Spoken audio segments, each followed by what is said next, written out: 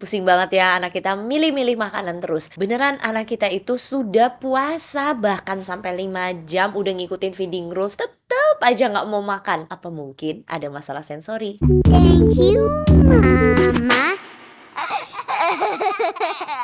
Sudah banyak sekali penelitian yang menyatakan bahwa sensory play ini akan membuat si kecil jauh lebih nyaman dengan makanan, dan ini bisa menghindari masalah picky eating dan juga GTM. Beberapa alasan kenapa si kecil merupakan seorang picky eater adalah karena dia itu tidak nyaman dengan tekstur yang baru, dengan bau dari makanan yang baru, dan juga tampilan makanan baru tersebut. Jadi sensory play itu seakan-akan kita memberikan kesempatan untuk si kecil kenalan dengan makanan, bermain dengan makanan tersebut, menyentuh tanpa harus memakan makanan tersebut. Jadi jangan sampai kita memaksa anak kita untuk makan makanan yang dia pegang saat dia sedang main sensory play. Jadi logikanya adalah kalau kita jijik untuk memegang sesuatu, pasti barang itu akan enggan kita masukkan ke dalam mulut. Jadi kalau kita udah kenalan dengan makanan, kita udah temenan dengan makanan, udah nggak jijik lagi, besar sekali kemungkinan untuk kita memasukkannya ke dalam mulut. Yang paling bikin deg-degan saat sensory play adalah kita takut anak kita itu menelan makanan tersebut. Jadi saat mau sensory play,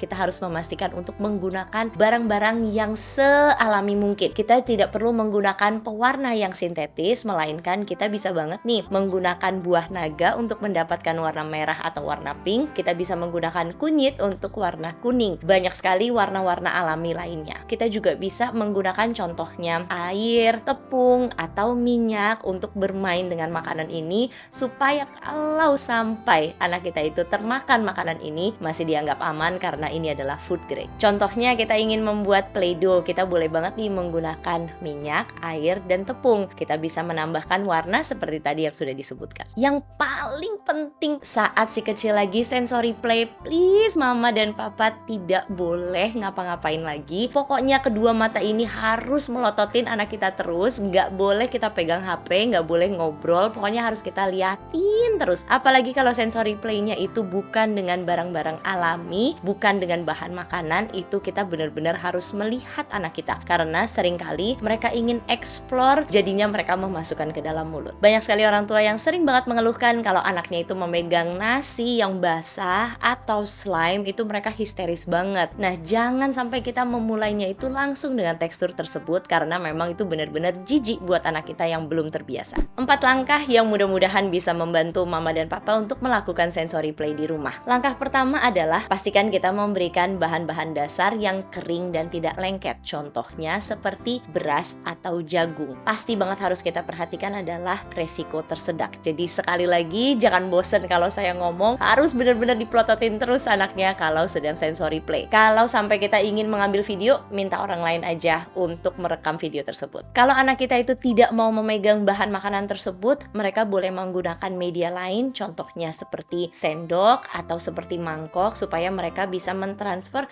beras atau jagungnya itu dengan sendok ke dalam mangkok, sekalian latihan motorik halus. Step nomor 2 adalah latihan dengan bahan makanan yang basah tetapi tidak lengket. Contohnya, mereka boleh latihan dengan spaghetti yang sudah matang, atau mereka juga bisa latihan dengan play-doh. Langkah ketiga adalah kita boleh bermain dengan mainan yang basah tetapi tidak nempel di tangan, contohnya hand painting atau finger painting. Itu jauh lebih gampang untuk dicuci dan tidak ada barang-barang yang lengket di tangan, jadi biasanya anak kita jauh lebih nyaman. Kalau sudah nyaman dengan langkah ketiga ini, boleh banget nih maju ke langkah keempat. Anak kita boleh mulai memegang nasi yang basah, slime, atau mud puding coklat. Jadi kita sebagai orang tua boleh banget nih membuat sensory play ini jauh lebih seru. Mainan-mainan kecil bisa kita masukkan ke dalam mud puding coklat atau ke dalam nasi. Kemudian anak kita itu harus menggaruk-garuk si mud puding coklat dan juga nasi untuk bisa mencari barang-barang atau mainan kecil ini. Sensory play itu nggak cuman harus kita lakukan dengan barang-barang yang baru saja kita bicarakan, tetapi banyak sekali sensory play yang ada di lingkungan kita. Paling bagus adalah kalau anak kita itu bisa berjalan di rumput tanpa alas kaki, atau bisa jalan di pasir tanpa alas kaki. Kita juga bisa bermain dengan anak kita kalau kita lagi muter-muter keliling kompleks sore-sore, kumpulin tuh daun-daun yang kering, kemudian bunga-bunga. Ini pun bisa menjadi salah satu permainan sensory play. Nah, sudah sensory play tetapi anak kita masih saja GTM, boleh banget nih check out kelas sukses makan di www.happykids.id. Di sana materi kelasnya lengkap banget. Ada demo makan 3 anak, yang satu usianya 6 bulan, bulan, kemudian 8 bulan, dan juga 4 tahun. Jadi mereka itu langsung makan on cam supaya kita bisa belajar penyebab dan juga solusi anak kita GTM. Selain dari itu ada demo masaknya juga loh. Mau tips-tips makan lainnya boleh banget nih check out playlist kita di sini. Yuk support channel kita, boleh banget di share, like, dan subscribe.